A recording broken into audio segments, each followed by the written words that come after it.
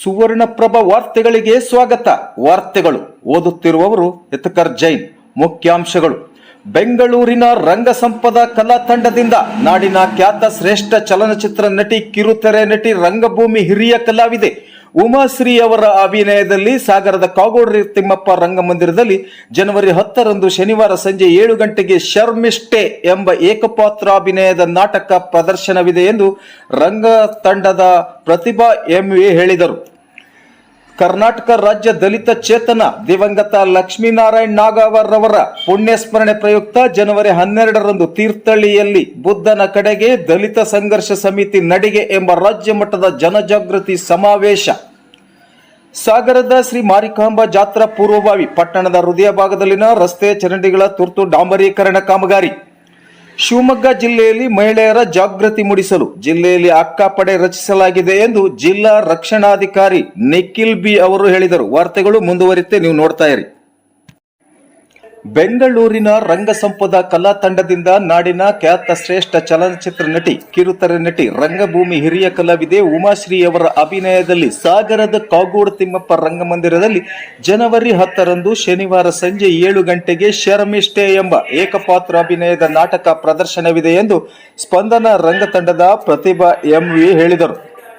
ಅವರು ಸಾಗರದ ಪತ್ರಿಕಾ ಭವನದಲ್ಲಿ ಸುದ್ದಿಗೋಷ್ಠಿಯಲ್ಲಿ ಮಾತನಾಡಿ, ರಾಜ್ಯಾದ್ಯಂತ 27 ಪ್ರದರ್ಶನದಲ್ಲಿರುವ ಶರ್ಮಿಷ್ಠೆ ಎಂಬ ನಾಟಕ ಖ್ಯಾತ ನಟಿ ಉಮಾಶ್ರೀಯವರ ನಟನೆಯ ರಂಗಭೂಮಿ ಆಸಕ್ತರನ್ನು ಸಂಮೋಹನಗೊಳಿಸಲಿದೆ ಎಂದರು.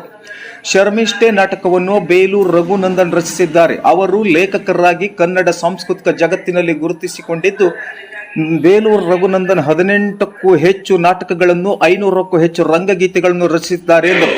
ಶರ್ಮಿಷ್ಠೆ ನಾಟಕದ ವಿನ್ಯಾಸ ಮತ್ತು ನಿರ್ದೇಶನ ಚಿದಂಬರರಾವ್ ಜಂಬೆ ಅವರು ನಿರ್ವಹಿಸಿದ್ದಾರೆ. ಸಾಗರ ತಾಲೂಕಿನ ಕೃಷಿ ಕುಟುಂಬದಿಂದ ಬಂದ ರಂಗ ನಿರ್ದೇಶಕರಾದ ಚಿದಂಬರರಾವ್ ಜಂಬೆ ಭಾರತೀಯ ರಂಗಭೂಮಿಯ ಅಪರೂಪದ ರಂಗ ನಿರ್ದೇಶಕರಲ್ಲಿ ಒಬ್ಬರು. ರಾಷ್ಟ್ರೀಯ ನಾಟಕ ಶಾಲೆಯ ಪದವೀಧರರಾದ ಇವರು ದೇಶದ ಹಲವಾರು ಕಡೆ ಉನ್ನತ ರಂಗ ಶಿಬಿರಗಳನ್ನು ನಡೆಸಿಕೊಟ್ಟಿದ್ದಾರೆ. ರಂಗ ಸಂಪದ ನಾಟಕದ ಪ್ರತಿಷ್ಠಿತ ರಂಗ ತಂಡಗಳಲ್ಲಿ ಒಂದು. ಕರ್ನಾಟಕದ 5 ನಗರಗಳಿಂದ ಕರ್ನಾಟಕದ ಹವ್ಯಾಸಿ ರಂಗಭೂಮಿಯ ಮೂಲಕ ಅಪೂರ್ವವಾದ ನಾಟಕಗಳನ್ನು ಕೊಟ್ಟಿರುವ ರಂಗ ಸಮುದಾಯ ಈಗ 53ನೇ ವರ್ಷಕ್ಕೆ ಕಾಲಿಡುತ್ತಿದೆ. ರಂಗ ಸಂಪದ ತಂಡಕ್ಕೆ 50 ವರ್ಷಗಳು ತುಂಬಿದಾಗ ರವೀಂದ್ರನಾಥ್ ಟ್ಯಾಗೋರ್ ಅವರ ಕಾದಂಬರಿಯನ್ನು ಗರೆದರೆ ನಾಟಕ ರೂಪದಲ್ಲಿ ಪ್ರದರ್ಶಿಸಲಾಯಿತು. ಶರ್ಮಿಷ್ಠೆಯ ನಾಟಕ ರಚನೆಯಾದ ಪ್ರಥಮ ಪ್ರದರ್ಶನ ಸಾಗರದಲ್ಲಿಯೇ ಪ್ರದರ್ಶನಗೊಂಡಿದೆ.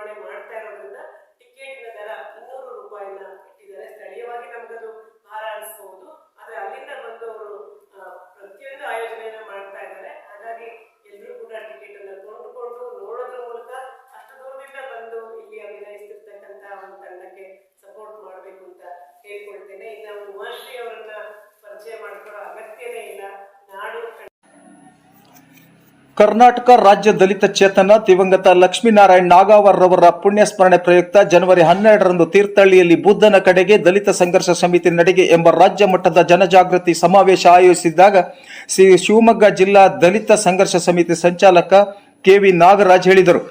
ಅವರು ಸಾಗರದ ಪತ್ರಿಕಾ ಭವನದಲ್ಲಿ ಸುದ್ದಿಗೋಷ್ಠಿಯಲ್ಲಿ ಮಾತನಾಡಿ, ಕರ್ನಾಟಕ ರಾಜ್ಯ ದಲಿತ ಸಂಘರ್ಷ ಸಮಿತಿ ಬೆಂಗಳೂರು ನಾಗಾವರ ಬಣದಿಂದ ತೀರ್ಥಹಳ್ಳಿ ಬಂಟರ ಭವನದಲ್ಲಿ ಹಮ್ಮಿಕೊಂಡಿರುವ ಬೃಹತ್ ಜನಜಾಗೃತಿ ಸಮಾವೇಶವನ್ನು ಮಾಜಿ ಸಚಿವ ಕಿಮ್ಮನೆ ರತ್ನಾಕರ್ ಉದ್ಘಾಟಿಸುವರು ಎಂದರು. ಕಾರ್ಯಕ್ರಮದ ಪ್ರಾರಂಭದಲ್ಲಿ ಸಂವಿಧಾನ ಶಿಲ್ಪಿ ಡಾಕ್ಟರ್ ಬಾಬಾ ಸಾಹೇಬ್ ಅಂಬೇಡ್ಕರ್ ಅವರ ಭಾವಚಿತ್ರಕ್ಕೆ ಪುಷ್ಪ ನಮನವನ್ನು ಹುಬ್ಬಳ್ಳಿ ಧಾರವಾಡ ಪೂರ್ವ ಕ್ಷೇತ್ರದ ಶಾಸಕ ಅಬ್ಬಯ್ಯ ಪ್ರಸಾದ್ ನೆರವೇರಿಸುವರು. ಕಾರ್ಯಕ್ರಮದ ಅಧ್ಯಕ್ಷತೆಯನ್ನು ಕರ್ನಾಟಕ ರಾಜ್ಯ ದಲಿತ ಸಂಘರ್ಷ ಸಮಿತಿಯ ಬೆಂಗಳೂರವರ ರಾಜ್ಯ ನೂತನ ಸಂಚಾಲಕರಾದ ಕಾಮರಾವ್ ಘಾಟ್ಮೆ ವಹಿಸುವರು. ಜನಜಾಗೃತಿ ಸಮಾವೇಶದಲ್ಲಿ ಸಂಘಟನೆಯ ಮಹತ್ವದ ಹೋರಾಟ, ಸಾಮಾಜಿಕ ನ್ಯಾಯ, ದಲಿತ ಹಿಂದುಳಿದ ವರ್ಗಗಳ ಸ್ಥಿತಿಗತಿಗಳ ವಿಚಾರವಾಗಿ ಕೋಣಂದೂರಿನ ಶರಾವತಿ ಪ್ರಥಮ ದರ್ಜೆ ಕಾಲೇಜಿನ ಪ್ರಾಚಾರ್ಯ ಆರ್ ಡಿ ಮಲ್ಲಯ್ಯನವರು ಮಾತನಾಡುವರು. ಸದರಿ ಕಾಲೇಜಿನ ಸಹ ಪ್ರಾಧ್ಯಾಪಕ ಡಾಕ್ಟರ್ ಪ್ರದೀಪ್ ಅವರು ಪೂರಕ ಮಾತುಗಳನ್ನಾಡುವರು. ಕಾರ್ಯಕ್ರಮದಲ್ಲಿ ದಲಿತ ಸಂಘಟನೆಯ ವಿವಿಧ ಪದಾಧಿಕಾರಿಗಳು ಹಾಗೂ ವಿವಿಧ ಸಂಘಟನೆಯ ಅಧ್ಯಕ್ಷರು ಮತ್ತು ಪ್ರಮುಖರು, ಮುಖಂಡರುಗಳು ವೇದಿಕೆಯಲ್ಲಿ ಉಪಸ್ಥಿತರಿರುವರು. ಕನ್ನಡ ಜಾಗೃತಿ ವೇದಿಕೆಯ ಸತೀಶ್ ಆಡಿನಸರ ಅವರ ತಂಡದಿಂದ ಕ್ರಾಂತಿಗೀತೆ ಮೊಳಗಲಿದ್ದು ಸಮಾವೇಶಕ್ಕೆ ಸಾವಿರಾರು ಜನ ಆಗಮಿಸಿದ್ದಾರೆಂದು ತಿಳಿಸಿದರು. 19/1/2012 ನಮ್ಮ ಐಬೇಲೆಯಲ್ಲಿ ಜಿಲ್ಲಾ ಮಟ್ಟದ ಒಂದು ಪದಾಧಿಕಾರಿಗಳನ್ನ ಆಯ್ಕೆ ಮಾಡಿದ್ರು. ಅವಾಗಲೇ ನಾನು 19/1/2012 ಜಿಲ್ಲಾ ಸಂಚಾಲಕನಾಗಿ ಸಾಗರದಲ್ಲಿ ಆಯ್ಕೆ ಆಗಿದೆ. ಅಲ್ಲಿಂದ ಇಲ್ಲಿವರೆಗೂ ಅವರ ಜೊತೆ ಅವರ ಒಂದು ಹಾಕಿಕೊಟ್ಟ ದಾರಿಯಲ್ಲೇ ನಾವು ನಡ್ಕೊಂಡು ಬರ್ತಾ ಇದ್ದೇವೆ. ಎಲ್ಲೇ ಅವರ ಹೆಸರಿಗೆ ಚ್ಯುತಿ ಬರದ ಹಾಗೆ, ಅಲ್ಲಿ ಯಾವುದೋ ಈ ಸಂಘಟನೆಗಳು ಏನೇನೋ ಮಾಡಬಹುದು, ಆದ್ರೆ ನಾಗವರಪಟ್ಟಣದಲ್ಲಿ ನಾಗವರಂತ ಗುರುತಿಸಿಕೊಂಡಾಗ ಅವರ ಹೆಸರಿಗೆ ಕಳಂಕ ಬರಬಾರದು ಅನ್ನೋ ದೃಷ್ಟಿಯಿಂದ ನಾವು ಎಲ್ಲ ಜಿಲ್ಲೆಯಾದ್ಯಂತ ನಾವು ಮೂಲೆ ಎಲ್ಲಾ ತಾಲೂಕಲ್ಲೂ ಸಂಘಟಿಸುವ ಮೂಲಕ ಅವರ ಒಂದು ಸಾಗರದ ಶ್ರೀ ಮಾರಿಕಾಂಬಾ ಜಾತ್ರೆ ಫೆಬ್ರವರಿ 3ರಂದು ಆರಂಭವಾಗಲಿದ್ದು, ಪೂರ್ವಭಾವಿಯಾಗಿ ಸಾಗರದ ಪ್ರಮುಖ ರಸ್ತೆಗಳಲ್ಲಿ ಹಾಗೂ ಮಾರಿಕಾಂಬಾ ರಥೋತ್ಸವ ಸಂಚರಿಸುವ ಮಾರ್ಗಗಳಲ್ಲಿ ನೂತನ ಡಾಂಬರೀಕರಣ ಕಾಮಗಾರಿಯನ್ನು ಸಾಗರ ತಾಲೂಕು ಆಡಳಿತದಿಂದ ಆರಂಭಿಸಲಾಗಿದೆ ಎಂದು ಶಾಸಕ ಬೇಳೂರು ಮಾಹಿತಿ ನೀಡಿದ್ದಾರೆ. ಕಾಮಗಾರಿ ಭರದಿಂದ ಸಾಗುತ್ತಿದೆ.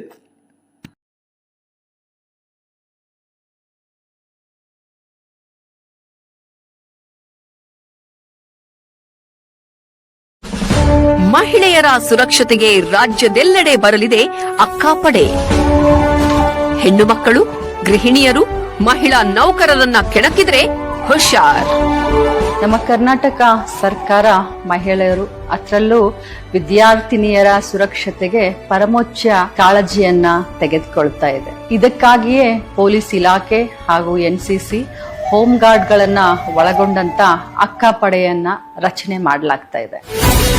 ಬೀದಿ ಕಾಮಣ್ಣರಿಗೆ ಬಿಸಿ ಮುಟ್ಟಿಸಲಿದ್ದಾರೆ ಅಕ್ಕಾ ಟೀಮ್. ರಾಜ್ಯದ ಮಹಿಳೆಯರ ಸುರಕ್ಷತೆಗೆ ಸಚಿವೆ ಲಕ್ಷ್ಮೀ ಹೆಬ್ಬಾಳ್ಕರ್ ದಿಟ್ಟ ಕ್ರಮ. ಶಾಲಾ ಕಾಲೇಜುಗಳು, ವಿದ್ಯಾರ್ಥಿನಿಯರ ಹಾಸ್ಟೆಲ್ಗಳು, ದೇವಸ್ಥಾನ, ಗಾರ್ಡನ್ನು, ಶಾಪಿಂಗ್ ಕಾಂಪ್ಲೆಕ್ಸ್ಗಳು, ಚಲನಚಿತ್ರ ಥಿಯೇಟರ್ಗಳು, ಇನ್ನು ಅನೇಕ ಸಾರ್ವಜನಿಕ ಸ್ಥಳಗಳಲ್ಲಿ ಈ ಅಕ್ಕಾಪಡೆ ಗಸ್ತು ತಿರುಗಲಿದೆ. ಅಕ್ಕಾಪಡೆ ನಿಮ್ಮ ಸುರಕ್ಷತೆಗೆ ಸದಾ ಸಿದ್ಧ. ಸಮಾಜಘಾತುಕ ಶಕ್ತಿಗಳು ಮಹಿಳೆಯರು ಮತ್ತು ಮಕ್ಕಳಿಗೆ ಕಿರುಕುಳ ನೀಡುವುದು, ಅಸಭ್ಯವಾಗಿ ವರ್ತಿಸುವುದು ಮತ್ತು ಯಾವುದೇ ರೀತಿಯ ದೌರ್ಜನ್ಯಗಳನ್ನು ಎಸಗುವವರ ವಿರುದ್ಧ ಸೂಕ್ತ ಕಠಿಣ ಕ್ರಮ ಕೈಗೊಳ್ಳಲು ಮಹಿಳೆಯರ ಜಾಗೃತಿ ಮೂಡಿಸಲು ಜಿಲ್ಲೆಯಲ್ಲಿ ಅಕ್ಕಾಪಡೆ ರಚಿಸಲಾಗಿದೆ ಎಂದು ಜಿಲ್ಲಾ ಪೊಲೀಸ್ ವರಿಷ್ಠಾಧಿಕಾರಿ ನಿಖಿಲ್ ಬಿ ತಿಳಿಸಿದರು. ಜಿಲ್ಲಾ ಪೊಲೀಸ್ ಕಚೇರಿ ಆವರಣದಲ್ಲಿ ಜಿಲ್ಲಾ ಪೊಲೀಸ್ ಇಲಾಖೆ, ಜಿಲ್ಲಾ ಕಾನೂನು ಸೇವೆಗಳ ಪ್ರಾಧಿಕಾರ ಹಾಗೂ ಮಹಿಳಾ ಮತ್ತು ಮಕ್ಕಳ ಕಲ್ಯಾಣ ಅಭಿವೃದ್ಧಿ ಇಲಾಖೆ ಸಹಯೋಗದಲ್ಲಿ ನೂತನ ತಂಡವನ್ನು ರಚಿಸಲಾಗಿದ್ದು, ಅಕ್ಕಾಪಡೆಗೆ ಬುಧವಾರ ಚಾಲನೆ ನೀಡಿ ಮಾತನಾಡಿದರು. ಅಪಾಯದಲ್ಲಿರುವ ಮತ್ತು ಸಂಕಟದಲ್ಲಿರುವ ದುರ್ಬಲ ಮಹಿಳೆಯರು ಮತ್ತು ಮಕ್ಕಳಿಗೆ ತಕ್ಷಣ ರಕ್ಷಣೆ ನೀಡುವ ಅಕ್ಕಾಪಡೆಯ ಪ್ರಾಥಮಿಕ ಉದ್ದೇಶವಾಗಿದೆ. ಇಡೀ ರಾಜ್ಯದಲ್ಲಿ ಬೇರೆ ಬೇರೆ ಹೆಸರಿನಲ್ಲಿ ಈ ಪಡೆ ಕೆಲಸ ಮಾಡುತ್ತಿದ್ದು, ವಿಶೇಷವಾಗಿ ಶಾಲಾ ಕಾಲೇಜು ಹೆಣ್ಣು ಮಕ್ಕಳು ಮಹಿಳೆಯರ ರಕ್ಷಣೆಗಾಗಿ ಹಾಗೂ ಅವರಿಗೆ ಮಾನಸಿಕ ಧೈರ್ಯ ನೀಡಲು ಪಡೆ ರಚನೆಯಾಗಿದೆ ಎಂದು ಮಾಹಿತಿ ನೀಡಿದರು. ಮತ್ತೊಂದು ಕಡೆ ಅಕ್ಕಾಪಡೆ ಇತ್ತು, ಕೋಲಾರಲ್ಲಿ ಕೋಲಾರಮ್ಮ ಪಡೆ ಅಂತ ಇತ್ತು. ಅದನ್ನೆಲ್ಲವನ್ನು ಕ್ರೋಢೀಕರಿಸಿ ಒಂದು ಅಕ್ಕಾಪಡೆಯನ್ನಾಗಿ ಒಂದು ಮರುನಾಮಕರಣವನ್ನು ಮಾಡಿ, ವಿಶೇಷವಾಗಿ ನಮ್ಮ ಹೆಣ್ಣು ಮಕ್ಕಳಿಗೆ, ಮಹಿಳೆಯರಿಗೆ ಮತ್ತು especially girls, school going, college going girls ಯಾರಿದ್ದಾರೆ ಅವರ ರಕ್ಷಣೆಗಾಗಿ, ಅವರಿಗೆ ಒಂದು ಮಾನಸಿಕ ಧೈರ್ಯಕ್ಕಾಗಿ, ಅವರ ಅವೇರ್ನೆಸ್ಗೋಸ್ಕರ ಈ ಒಂದು ಅಕ್ಕಾಪಡೆಯನ್ನು ಯೋಜನೆ ಮಾಡಲಾಗಿದೆ. ಆಲ್ರೆಡಿ ನಮ್ಮ ಜಿಲ್ಲೆಯಲ್ಲಿ ಎಲ್ಲ ಕಡೆಗೂ ನಾವು ಯಾವ ಪಾಯಿಂಟ್ಸ್ಗೆ ಅವ್ರು ಹೋಗಬೇಕು ಅಂತ ನಾವು ಡೀಟೇಲ್ ಆಗಿ ಲಿಸ್ಟ್ ಮಾಡಿಕೊಟ್ಟಿದ್ದೀವಿ. ಅವರು ಒಂದು ಶಿಫ್ಟ್ಸಲ್ಲಿ, ಮಾರ್ನಿಂಗ್ ಶಿಫ್ಟ್ ಆ್ಯಂಡ್ ಈವ್ನಿಂಗ್ ಶಿಫ್ಟಲ್ಲಿ ಅವರು ಎಲ್ಲ ಕಡೆ ಸುತ್ತಾಡಿ ಅಲ್ಲಿ ಯಾರಾದರೂ ನಮ್ಮ ಈವ್ ಟೀಸಿಂಗ್ ಆಗಿರ್ಬೋದು, ಅಥವಾ ಮಹಿಳೆಯರಿಗೆ ಒಂದು ತೊಂದರೆ ಕೊಡೋರಾಗಿರ್ಬೋದು, ಅಥವಾ ಬೇರೆ ಏನೇ ಒಂದು ಸುರಕ್ಷಿತವಾಗಿ ಅವ್ರನ್ನ ಮನೆಗೆ ತಲುಪಿಸೋ ಒಂದು ನಿಟ್ಟಿನಲ್ಲಿ ಅವರಿಗೆ ಧೈರ್ಯ ತುಂಬೋದಾಗಿರ್ಬೋದು. ಇದೆಲ್ಲದರ ಜೊತೆಗೆ ನಮ್ಮ ಅವೇರ್ನೆಸ್ ಪ್ರೋಗ್ರಾಮ್ ಮಾಡಿಸೋ ಒಂದು ನಿಟ್ಟಿನಲ್ಲಿ ಈ ಒಂದು ಅಕ್ಕಾಪಡೆಯನ್ನು ನಿಯೋಜಿಸಲಾಗಿದೆ. ಈ ದಿನ ನಮಗೆ ಶಿವಮೊಗ್ಗ ಜಿಲ್ಲೆಗೆ ನೀಡಿರುವಂತಹ ಈ ಹೊಸ ಗಾಡಿಯನ್ನು ನಾವು ಮತ್ತು ನಮ್ಮ DLS ಸಾಹೇಬರು ಮತ್ತು PD women and child madam ಅವರು ಎಲ್ಲರೂ ಸೇರಿ ಇದನ್ನು ನಾವು ಚಾಲನೆಯನ್ನು ನೀಡಿದ್ದೀವಿ. ಈ ಒಂದು ಗಾಡಿ ವಿಶೇಷವಾಗಿದೆ. ನೀವು ಇತರೆ ಪೊಲೀಸ್ ಗಾಡಿಗಳಿಗಿನ್ನ ಬೇರೆ ಥರನೇ ಇದೆ. ಬರುವ ದಿನಗಳಲ್ಲಿ ಇದನ್ನು ನೀವು ಎಲ್ಲ ನಮ್ಮ ಎಸ್ಪೆಷಲಿ ಕಾಲೇಜಸ್, ಸ್ಕೂಲ್ಸ್ ಮುಂದೆನೇ ಹೆಚ್ಚು ನೋಡ್ತೀರಾ. ಅದ್ರ ಜೊತೆಗೆ ಈ ಜನಜಂಗುಳಿ ಪ್ರದೇಶಗಳು ಯಾವಿದಾವೆ ಅಲ್ಲೂ ಕೂಡ ಇದನ್ನು ನೀವು ಕಾಣ್ತೀರಾ.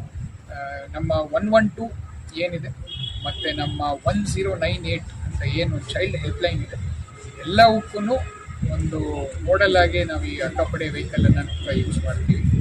ಏನಾದ್ರು ಸ್ಕೂಲು ಕಾಲೇಜ್ ಕಡೆ ಸಡನ್ ಆಗಿ ರಶ್ ಆಗಬೇಕು ಅಂದ್ರೆ ನಾವು ಈ ಅಕ್ಕಪಡೆ ವೆಹಿಕಲ್ ಇಂದನೇ ನಾವು ರಶ್ ಮಾಡ್ತೀವಿ. ಇದರಲ್ಲಿ ವಿಶೇಷವಾಗಿ ಏನು ಅಂದ್ರೆ ಎಲ್ಲ ಮಹಿಳಾ ಹೋಮ್ ಗಾರ್ಡ್ಸ್ ಮತ್ತೆ ಮಹಿಳಾ ಅಧಿಕಾರಿಗಳನ್ನೇ ಮತ್ತೆ ಮಹಿಳಾ PC ಗಳನ್ನೇ HC ಗಳನ್ನೇ ನಾವು ನೇಮಕ ಮಾಡಿರ್ತೀವಿ. ಇದರಲ್ಲಿ ಹೆಚ್ಚು ಫ್ರೀಡಮ್ ಇಂದ ಮಾತಾಡ್ಬೋದು ಅಂತ ಆ ಒಂದು ಮನಸ್ಥಿತಿಯಿಂದ ನಾವು ಕಾರ್ಯಕ್ರಮ ಶುರು ಮಾಡ್ತೀವಿ. ಸರ್, ಜಿಲ್ಲೆಗೆ ಇದು ಒಂದೇನಾ ತಾಲೂಕು ಇನ್ನೂ ವಿಸ್ತರಣೆ ಆಗುತ್ತೆ? ಸದ್ಯಕ್ಕೆ ಇದು ಒಂದೇನೆ ನಮಗೆ ಕೊಟ್ಟಿರೋದು ಇಡೀ ಜಿಲ್ಲೆಗೆ. ಸೊ ನಾವು ಇದನ್ನ ಮೇಯ್ನ್ಲಿ ಸಿಟಿ ಏರಿಯಾಗಳಲ್ಲಿ ಇದನ್ನ ನಾವು ಪ್ರಯೋಗ ಮಾಡ್ತೀವಿ. ತದನಂತರದಲ್ಲೂ ಈ ಬರುವ ದಿನಗಳಲ್ಲೂ ಇನ್ನೂ ಹೆಚ್ಚು ತಾಲೂಕು ಮಟ್ಟದಲ್ಲೂ ಕೂಡ ಆಗುತ್ತೆ ಅಂತ ಮಾನ್ಯ ಸಚಿವರು ಕೂಡ ಹೇಳಿದ್ದಾರೆ, ಗೃಹ ಸಚಿವರು ಕೂಡ ಹೇಳಿದ್ದಾರೆ. ಬರುವ ದಿನಗಳಲ್ಲಿ ಅದಕ್ಕೆ ಎಕ್ಸ್ಟೆಂಡ್ ಆಗ್ತದೆ. ಪರ್ಟಿಕ್ಯುಲರ್ ಈ ವೆಹಿಕಲ್ ಕಮ್ಯುನಿಕೇಶನ್ ಹೇಗೆ? ಇಲ್ಲ, ನಮ್ಮ 112 ಏನಿದೆ 112 same thing will be directed to them. ಅದರಲ್ಲೇ ನಾವೇನೇ ಅವರಿಗೆ ಒಂದು ಸೆಟ್ ಆಫ್ ಜಾಗಗಳು ಕೊಟ್ಟಿರ್ತೀವಿ. ಸೊ ಅದನ್ನ ನಮ್ಮ ಕಂಟ್ರೋಲ್ ಮುಖಾಂತರ ನಾವು ಅದನ್ನು ಮಾತಾಡ್ತೀವಿ. Thank you.